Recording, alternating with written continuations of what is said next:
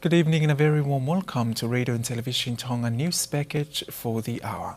Making headlines, a special appeal session this week to hear election bills.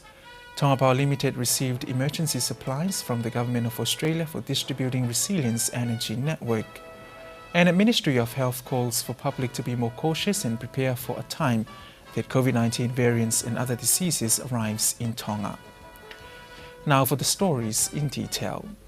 It is vital for the public to practice preventive measures and to be more prepared for a time that COVID-19 variants may arrive in Tonga, as well as other diseases that our neighboring countries are still facing. Alice Tupo has more. It is understood that COVID-19 is not yet over in Tonga, and not only that, but we are still facing a flu outbreak. New Zealand already has cases of monkeypox, and travelling between Tonga and New Zealand is ongoing every week. The Ministry of Health is concerned that people need to join immunization program and follow the protocols and restrictions they provide, because if these viruses and diseases arrive in Tonga, and we are already prepared to face them. A health expert from the Ministry of Health, Dr. Nuku'alofa, talked about these variants during a recent radio and television program. The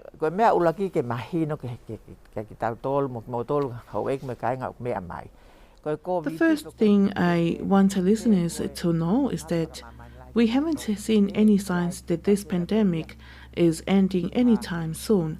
I do feel scared with the emergence of different COVID variants, such as Omicron 1, 2, 3, 4, and 5, each with its own characteristics. I think we are following discussions of the WHO and the CDC in America as we work closely with the Ministry of Health that I'm working at. There is a theory that this is the real subvariant. Dr. Nuku'alofa said this issue shouldn't be taken lightly because these variants can arrive at our borders as we reopen borders on the 1st of August, which will see 5 flights from New Zealand every week. The senior nurse in charge of vaccination, Sister Fude, said that the percentage rate for people aged 12 and above is still 97%, second shot at 91%, and 58% for booster shots. For children aged 5 to 11, the first shot at 54%, 21% for the second shot. These figures have been the same for 2 months. The Ministry of Health have noticed that some people only show up to get vaccinated so they can travel and not because they want to be safe from COVID-19.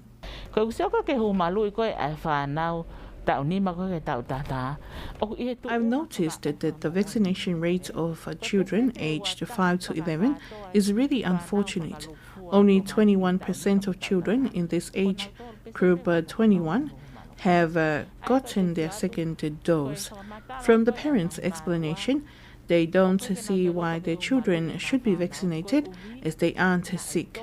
COVID-19 still exists and is still in Tonga, and we don't know when a new and more dangerous variant may show up, and 54% of people who have received their first dose aren't safe from these variants. Dr. Kupo urges the public to roll up their sleeves for the second COVID booster shots or 4th dose as we prepare to reopen our borders next month. Alice Dubo for Radio and Television Tonga News. A special Court of Appeal hearing this week will include Tongatapu's people's representatives to the Legislative Assembly who were found guilty of bribery in the lead-up to the 2021 November election.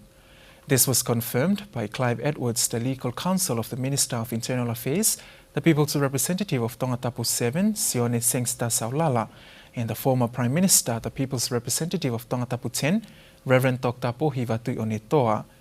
Clive Edwards says the appeal hearing is expected to be delivered on the 28th of this month, which is Thursday this week, but will only confirm if all the appeal cases are completed by the target date.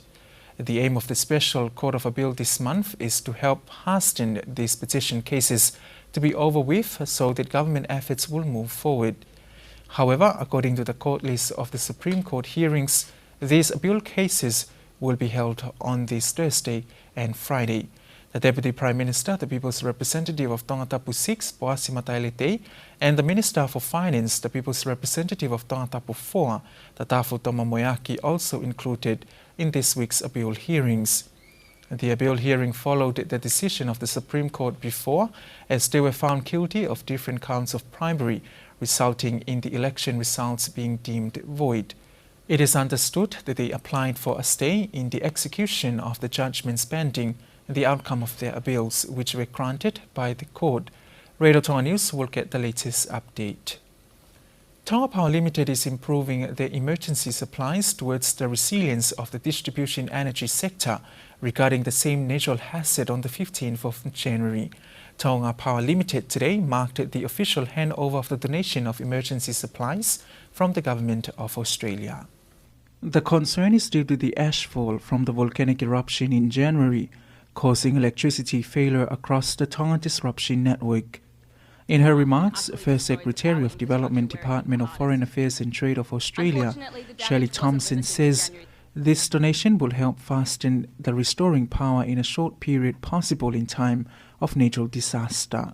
As we all know, the massive Hungatonga Hungahapai volcanic eruption triggered the devastating tsunami and blanketed Tonga with ash and pumice, which impacted all of us. Notably, the ash had a tremendous impact on the power network, disrupting electricity throughout Tonga. I won't pretend to be an expert on electricity and power, especially those that work with me from Tonga Power Limited know, but I do know that the thick ashfall damaged all the power equipment, whether it was the actual electricity lines, the transformers, the switchboards, the gear and the generators. Not to mention the utter devastation that was caused by the tsunami, which snapped whole power poles in half and utterly destroyed the power infrastructure where it hit the hardest. Unfortunately, the damage wasn't limited to January the 15th, and we will continue to see ongoing challenges caused by the ash on the network, which Tonga Power Limited continues to persevere to address. I also know that in the aftermath of this disaster, when Tonga Power Limited employees had your own families to care for and your own homes to clean and fix, you were immediately out there assessing the damage to the network, cleaning the network infrastructure to protect what you could and minimise further damage, and you are working tirelessly to repair the network and restore power to families, businesses and communities in Tonga. This emergency supply is worth 300,000 Australian dollars, which includes power poles, generators, transformers and others. During the program, the Acting Deputy High Commissioner of DFED Australia, Donald Mortimer, handed over the donation to the Chairman of the Utilities Board, Tapu Panuve. Panuve thanked the Government of Australia for the kind assistance, as it will enable them to continue essential work and look forward to continuing partnerships between Tonga and Australia's renewable sector. A 51-year-old man from Anana survived a house fire incident early Sunday morning after being burnt by the heat of the flames. Alice Tupo takes up that story. Speaking to radio and to television Tonga News, the Deputy Fire Commissioner Sinamonika Waka says that they received a call about the house fire around 23 minutes past 3 early Sunday morning. It was the 51-year-old man's neighbour who called for help from the Bay of Manmatango, and firefighters were able to help, but it was too late to save any resources from this house as it was all destroyed by the fire. Kawaka adds that they received the report late as they arrived at the scene, and it was all covered by the fire. The owner of the house tried to escape outside during the fire and his hands was burned. They hurriedly took him to the hospital for treatment. They checked that he was healthy before discharging him from the hospital early on Sunday morning. This was a brick house with a cement floor. The length of the house is 9 meters with 8 meters wide, and his vehicle was also burned by the fire. This is the 19th house fire recorded by the Tonga Fire and Emergency Services for this year.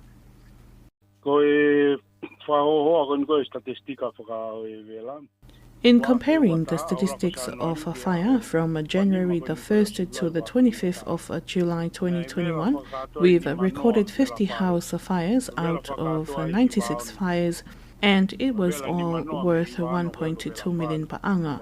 From the 1st of January to the 25th of July this year, we have recorded 19 house fires out of 90 fires, and it was worth more than 500,000 pa'anga.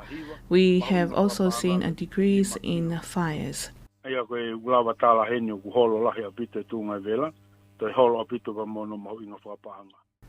He also urges the public to be more cautious when using flammable objects like electric materials, stoves, candles, mosquito coils, matches, and others.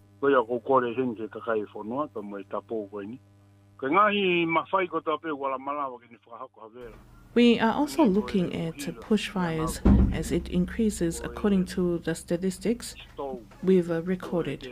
Last year, Tonga Fire Services recorded 27 bushfires, and this year we have recorded 45, which is a huge increase. I advise farmers to be more cautious when burning bushes to cultivate food crops, because we are now facing a long period of drought, and it can easily cause bushfires that can spread and damage plantations and animals. Also, it may result in death. The damages of the house fire at Anana are estimated to cost $27,000. For Radio and Television Tonga News, I'm Alice Tupo. A report has been released regarding remittances received by the people of Tonga based on a survey conducted by the Australian National University, the World Bank and Pacific Labour Mobility Survey. Using the result of the first batch of data, the recently completed Tongan household survey, which sampled 1,160 households and 7,359 individuals, found in 2021 that personal remittances received to Tonga are estimated to $220 million, or equivalent to around 44% of Tongan gross domestic product, or GDP.